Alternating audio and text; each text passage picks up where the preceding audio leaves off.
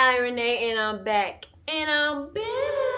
And today, I have a fun video. So I decided I want to make some blessing bags to keep in my car for the holidays. And I wanted to kind of talk about my story and how I kind of got myself out of a really low place. How great it feels to be able to give, because I love making people's day, whether that's a compliment, helping them with something, advice, whatever it is. That's my favorite thing in the world. You can't buy that feeling. But anyways, I got these on Amazon. These are really cute bags. I'll tag them below. And then I just went to Target. As y'all saw in my last video, I went to Target and I got all the goodies. So now we're just gonna be packing bags. So, for a little story time, I am 22 years old. I moved to LA when I was 18, I think, or 20. Because I moved here in 2020. No, I'm 22, so that wouldn't make sense. So 2018 is right. So, wait. Y'all, I'm confused. Okay, I moved here 4 years ago. I'm not doing the math, okay? So, I moved here 4 years ago, and back then, it was really tough. So, when I moved to LA, I was just getting out of college, and, prior to moving out, I was driving to LA twice a week for castings. You can be in a casting for 2 minutes or even just 30 seconds. Oh, okay. Picture, okay, bye, we'll let you know. And let me tell y'all, every casting, I never got the job. Never. I probably went to at least 10 castings before I got a job. So that's 10 times driving to LA, being there for 30 seconds, and driving back. That's an 8-hour drive. So I developed sciatica from that. Really bad nerve damage in your back. It's really bad pain. So I was doing that in effort to start modeling, and then at one point I'm like, I'm just gonna move to LA. So one day I woke up, I dropped out of college, I had packed up all my things, and I moved to LA. And I didn't really tell my parents right away that I dropped out of college. I just kind of let them keep asking, and oh yeah, I'm not in college anymore. I was doing online college, but it was just too stressful. I want to be a model, but I have all this work to do, and I have castings, and it's I'm failing my test. At one point, I had 3 Fs. I'm you know what? This isn't even worth paying for. So I moved to LA, and in my head, I'm thinking things are just gonna shoot up. I'm gonna start working so much, make a ton of money, and I was broke. When I say I was broke, I had nothing. I didn't even know your debit card could go negative, but it did. Yeah, so my card went negative. I had so much debt. I couldn't afford gas, so I ended up getting a bike on Facebook Marketplace, and someone ended up stealing it at Target. Thanks a lot. I literally can only buy these 99-cent tuna packets, putting them in my suitcase. You won't see that's all I'm freaking eating. I forgot this part of the story. I moved to a model apartment. So I still had to pay rent, but it was $1,000.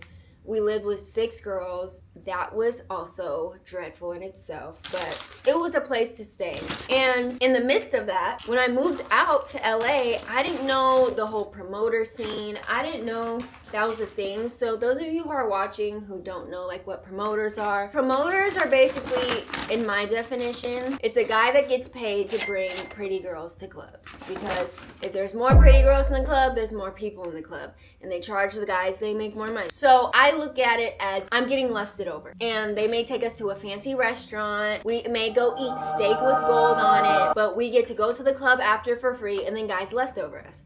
And my first night out there, I got invited out, and of course it was free steak with gold on it. Like I said, they're we're gonna have free steak with gold on it. We're gonna go to this nice restaurant. Y'all, it was nice. Don't get me wrong. I don't come from a super rich family, so going out and eating golden steak was out of this world. And free steak alone at a restaurant is that's a lot for me. So my first club ever, first time ever going to a club, first time ever seeing celebrities. I saw all these rappers. It was Chris Brown, it was Drake, it was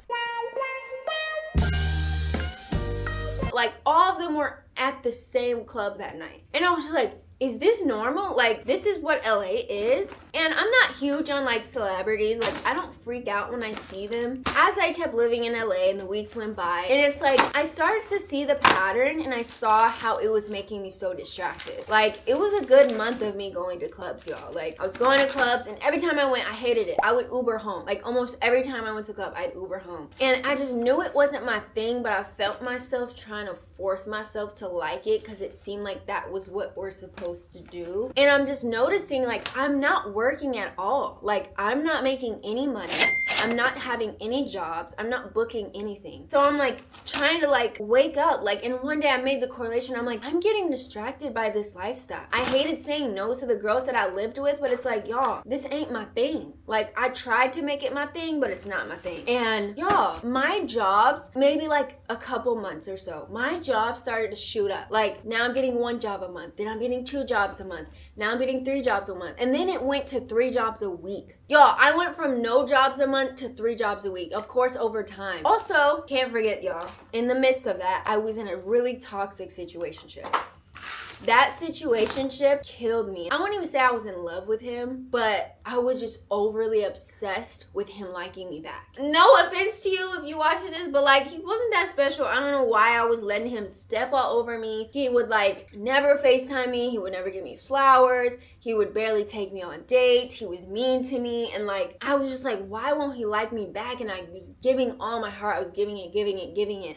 And that in itself was making me depressed. That in itself made me depressed. And I had to let that go. So a mix of letting go the lifestyle of partying and being places where I don't need to be, where I don't even like being, and then letting go of something that's not serving me. Y'all, that combo, my life shot up. When I tell you my skin got clear, y'all, my pockets were full. They went from shriveled to full, like that. Like, as soon as I started focusing, I'm reading all these books. I read so many self-help books. I was listening to Tony Gaskins. I was listening to Eric Thomas. I was listening to all these motivational speakers. Every time I woke up, every time I drove somewhere, every time I showered, every time I did something, I was listening to something positive and motivational that was gonna keep me going. And I was getting in the gym. I was getting my body right. I was getting my mind right. My mind, my body, my spirit. And all this was also in the time that I started going to church. Like, I just had such a growth era, and I really am thankful for being broke. Like, that pushed me to so many different uncomfortable situations, and it also taught me how to manage money. So whenever I did get money when I was broke, I knew how to manage it and invest in myself to make more money. And in my specific career choice, investing in my appearance was huge, because modeling is all your appearance, which I need to make a video on that too, because that was also hurtful. But modeling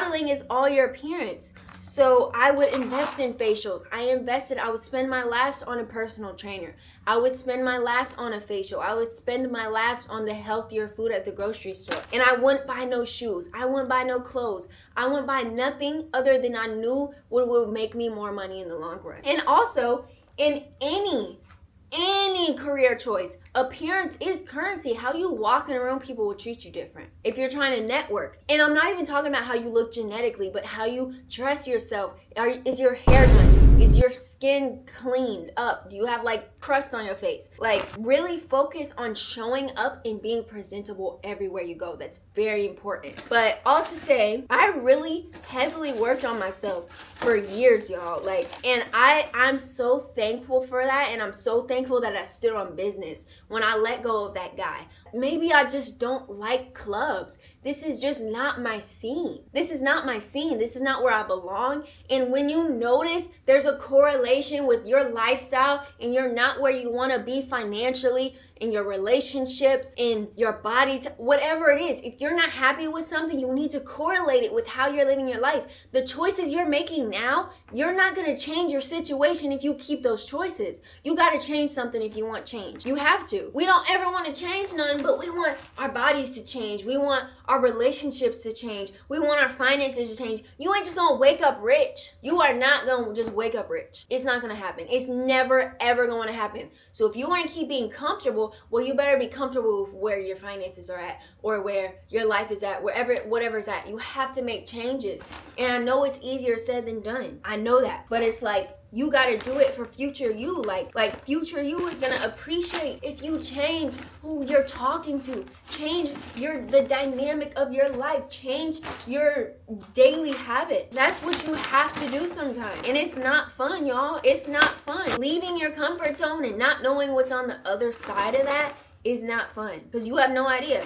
This change might be a failure. I may have been more comfortable staying where I was. But now, since I'm trying to change things, now I'm just like, well, I'm just gonna be here forever. Just gonna be lonely forever, but that don't have to be the case, y'all. But all to say, I feel so blessed right now, because sometimes I can look and just feel so happy that I can go to Erewhon or go buy food that I don't have to cook. Like, I'm telling y'all, when I say I ate tuna every day, like, it was not fun. Or I try to find ways to get free food. Like, I had little apps that you could go get free food if you post about it. Thank God I had social media, but my socials weren't big, so it wasn't like I was getting comped meals all the time. But like, there was little apps for like models and stuff that I could get like a free sandwich or something. Like, it was that and tuna, y'all. Whatever option I had in tuna, and that was not fun. I still remember the day that I went to Whole Foods and I was actually able to buy what I wanted. Like, I remember that day. Like, I was so happy. Like, I got kefir, I got like the organic strawberries, and it's like, people don't look at that as such a luxury. Like, it was such a eye-opening moment. Like, I worked for this. Like, I was able to grab what I wanted in the grocery store and be health-based, because y'all know I'm obsessed with being healthy. So it was just so awesome being able to do that, and like, it felt so good and so rewarding. Like, I've been waiting for this moment. But all to say, y'all, if you're in a stuck situation, you can't tell yourself you're never gonna get out. That was one thing I never did. This all kind of goes back to what I was saying on that podcast, which you're not changing or choosing. Even in relationships, you just complain about how this guy or girl treats you. They don't do enough for you. But if you stay in, that's your fault. You saw what they had bring to the table for you, and you chose to stay. If you don't like where you at with them, which I know, again, easier said than done. I'm not speaking for all people, because some people may have kids involved and they're married and it's way harder to leave. But like, for the people who you just dating or you just in a talking stage, and I have to tell myself this too, like, if they showed you who they are, accept that. And if you don't like it, change it. And I don't mean change them, I mean change where you're putting your energy and time to. So take a look at that and acknowledge what you're not liking, and with your life, what you're not liking, and don't sit there and complain about it if you're not going to change.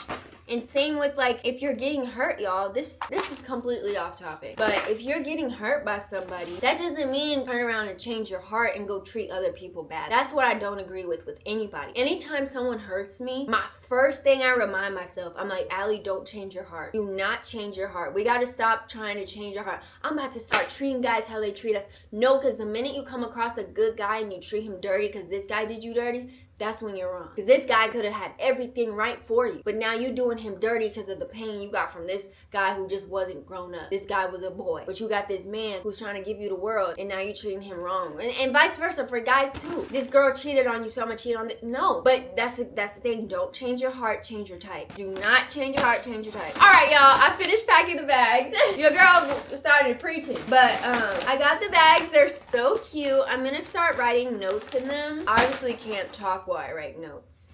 So yeah, I have about 10 bags, and I'm gonna put them in the back of my car and just drive around. But I hope this makes somebody's day, and I hope this inspires y'all to do the same. This is actually gonna be really fun. I'm gonna love giving these out, and it's gonna make someone's day, because some people don't have as many blessings as we have. So make sure you make a change. And like, y'all, this wasn't that expensive. I think I spent like $150, and I made 10 bags out of that. So that wasn't too bad to be able to bless 10 people with snacks and hygienic stuff that they may need. But I love y'all so much. Make sure you like and subscribe, and I hope you liked this video. I hope it inspired you, and I'll see y'all next time. Bye.